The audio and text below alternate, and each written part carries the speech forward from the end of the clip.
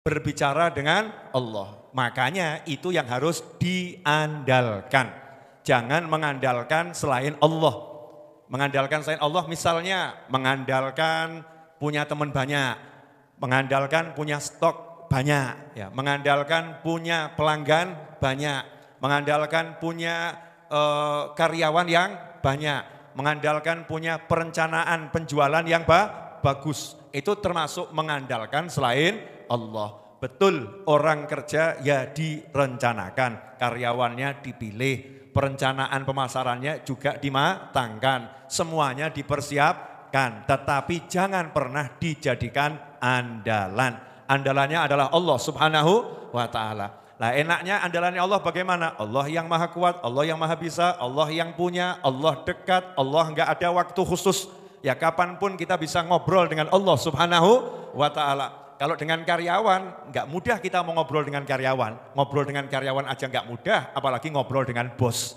Ya apalagi ngobrol dengan bos. Karyawan kalau udah pulang, ya nunggu waktunya kerja. Bos ada di kantor, nemui pun harus ngantri. Tapi kalau dengan Allah Subhanahu wa Ta'ala, kapanpun, dimanapun kita bisa ngobrol langsung dengan Allah Subhanahu wa Ta'ala. Bahkan dalam hadis yang sahih, Rasul menyatakan sallallahu alaihi wasallam, sesungguhnya Allah itu akan marah kepada seseorang yang tidak mau minta sama Allah.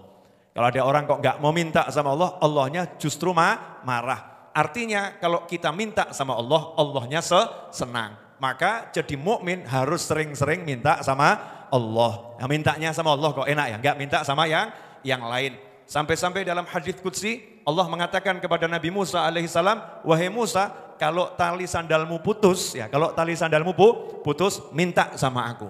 Betul, memang usaha ke pasar beli sandal itu usaha. Tapi nomor satu minta dulu kepada Allah Subhanahu wa Ta'ala. Biar nanti Allah yang ngasih petunjuk, biar nanti Allah yang mengarahkan rezekinya. Pokoknya jangan pernah mengandalkan otak kita, jangan pernah mengandalkan pemikiran kita, jangan pernah mengandalkan usaha dunia kita, tapi andalkan Allah Subhanahu wa Ta'ala. Itulah arti doa silahul mukmin, doa senjatanya orang yang beriman. Kemudian doa mukhul ibadah. Doa itu inti sarinya ibadah.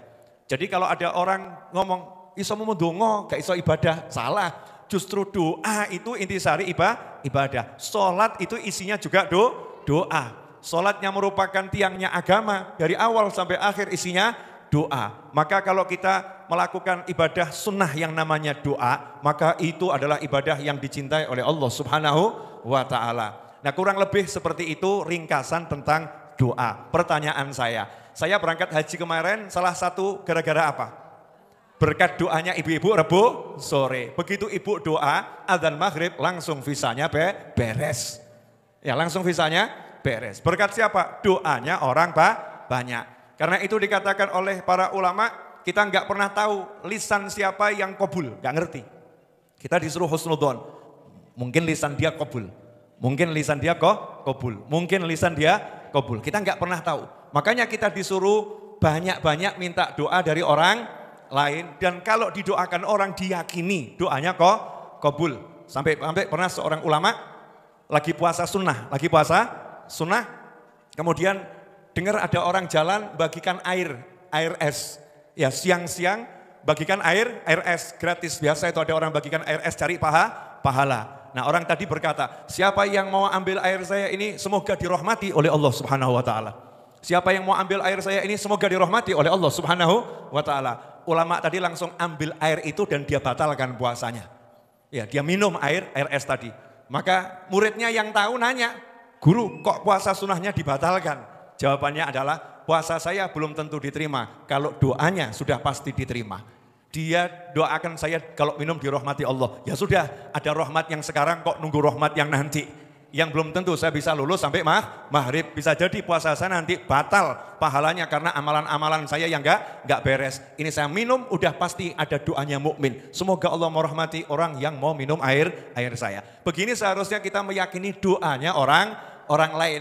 Nanti hidup kita enak. Karena apa? Banyak orang yang mendoakan kita. Tolong doakan. Jangan sampai naudzubillah min dzalik, ketika kita butuh duit terus teman kita ngomong tak dongakno insyaallah entuk, terus kita komentar iso mung donga tok.